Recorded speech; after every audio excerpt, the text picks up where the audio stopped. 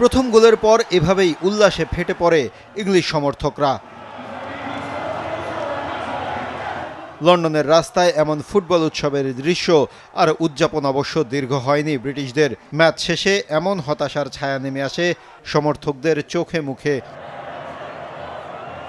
নির্ধারিত সময় পর স্বপ্নভঙ্গ হয়েছে চূড়ান্ত। শোকে বিহ্বল ইংলিশরা। প্রতিপক্ষের জালে বল জড়ানোর পর অতি রক্ষণাত্মক ফুটবলে ম্যাচ হয়েছে হাতছাড়া। এভাবে ম্যাচ হারা মেনে নেওয়া কঠিন। ৫৪ মিনিট পর থেকে কোচের পরিকল্পনা কি ছিল সেটাই বড় প্রশ্ন।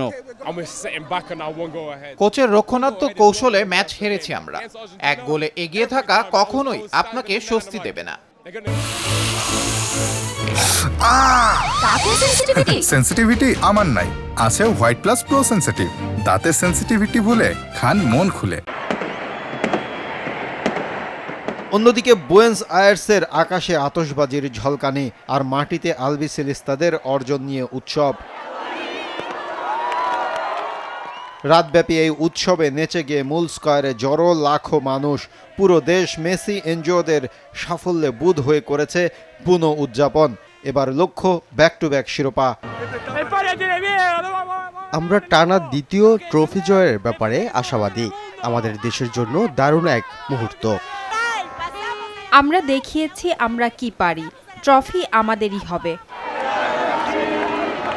মাহফুজুল ইসলাম, RTV।